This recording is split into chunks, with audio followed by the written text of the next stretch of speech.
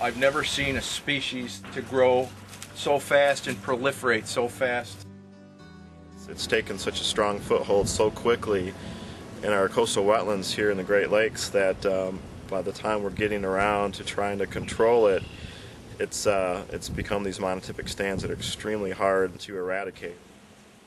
The invasive strain of Phragmites australis, or common reed, is a tall European grass that is spreading rapidly into our native ecosystems. This is one threat we can't afford to ignore.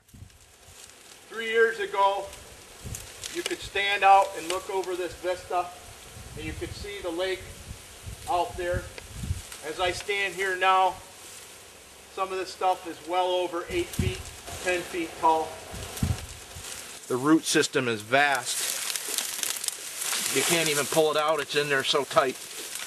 It takes up the vistas of the lakes. It can affect our tourism. This is a huge problem. It's a statewide problem that needs to be addressed. It's extremely difficult to walk through.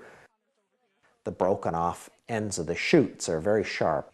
That's when I was trying to pull the Phragmites out. If you have a solid Phragmites beach, it won't be a beach anymore. It's important to control the Phragmites because you're in fact taking pieces out of the pie and not replacing it with anything good. The Phragmites is of absolutely no nutritional value to wildlife. Birds don't eat the seeds of Phragmites. It grows in such extremely high stem densities that it essentially becomes impenetrable, and wildlife just can't even use it as cover. Phragmites is a tremendous dominator of ecosystems. In contrast, native coastal and wetland ecosystems support hundreds of different species.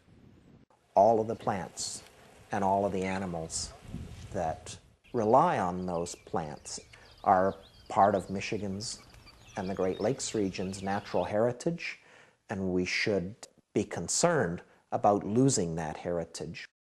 The Saginaw Bay area is an example of what can happen. Previously a hugely important migratory bird habitat and fish spawning area, the bay was prized by outdoor enthusiasts. The existing coastal wetlands associated with Saginaw Bay now have become monotypic stands of Phragmites. That's hurting our wildlife populations, our fish populations. It's impacting our ability to recreate in those wetlands, and it's having economic impacts as well locally. Even remote islands are not outside its reach. On the Beaver Archipelago in northern Lake Michigan, the recently arrived Phragmites is threatening the precious habitat of such endangered species as piping plover, Michigan monkey flower, and pitcher's thistle. But there is hope.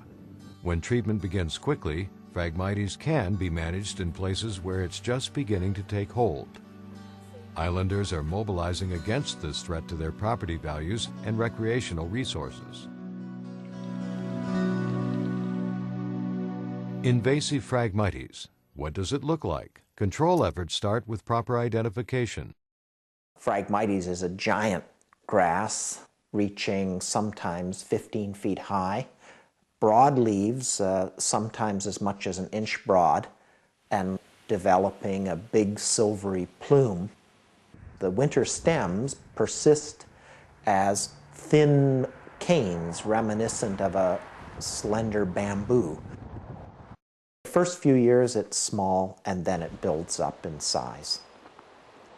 At the edge of a stand, you can also sometimes see the phenomenal runners that it has, which can creep across the ground sometimes 60 or 80 feet in one season. Which are well named because that's what it allows it to run at a tremendous rate to cover beaches and sand flats. Although a smaller Phragmites is native to North America, only the tall European strain proliferates rapidly and threatens native ecosystems. Now these Phragmites on Barney's Lake are the native ones, and you can see even from here the tall stems from last year don't have any leaves. Now we're at Little Sand Bay. This is the invasive version of the Phragmites, but if you look at it closely, these are last year's leaves right here. And that native one that we had at Barney's Lake didn't have any of these on it at all. How does it invade new territory?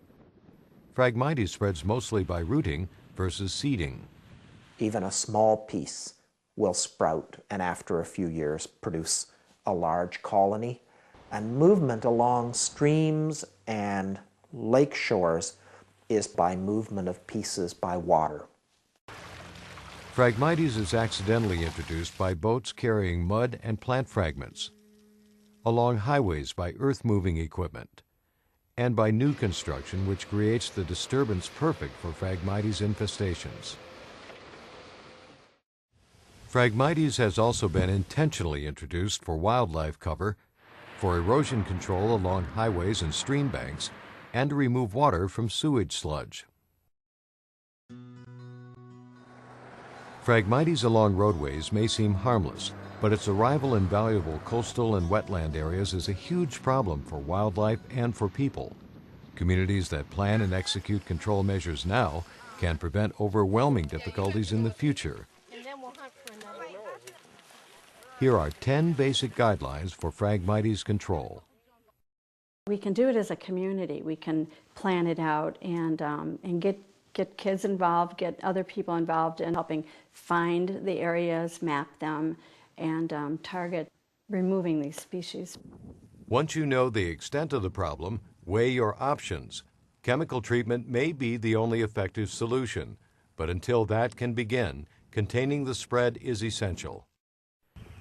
Sometimes small infestations can be dug up with a pitchfork, but every bit of the root system must be removed or it will continue to spread. Unfortunately, the roots are usually too firmly entrenched to dig up. Cutting off seed heads can also be futile. Cutting off the seed heads just simply isn't going to be functional.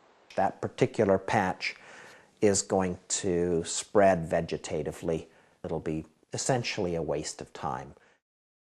A better way to temporarily contain it is by cutting off the spreading runners. Because every place it goes down in the sand, it sends out roots like this and then a new plant grows. So this is what we need to get up. It is essential to dispose of all parts of the plant immediately to prevent further spread. Composting will not kill it. Small amounts can be double bagged, tied securely, and then added to the household trash. When you break the plant up into small pieces, you increase the chances that you can spread fragments. Rototilling just sends your problem elsewhere. Be a good neighbor. Don't groom your beach. In most cases, application of herbicides is the only way to kill Phragmites. A permit may be required. Apply for the permit early. Sometimes adjacent properties can share a permit. Coordinate with your neighbors. We just have to be very careful that we have a plan and don't do it piecemeal because these chemicals can be very, very dangerous. Wetlands are special in that there are only certain chemicals that are approved. So the Roundup formulation that you buy on hardware store and garden center shelves is not approved for applying to wetlands. Apply the herbicides only in late summer or early fall before the leaves turn brown. During this time, nutrients are moving down to the roots to prepare for winter. Chemicals applied before this period of downward flow will not kill the plant. Do-it-yourselfers are an American tradition, but in this case, it's probably a good idea to let a professional do it. Choose only certified herbicide application technicians who are up to date on Phragmites identification and control. Proper chemical treatment requires knowledge of the right plant, the right herbicide, the right dose, the right methods, and the right time of year. Make sure you are well informed.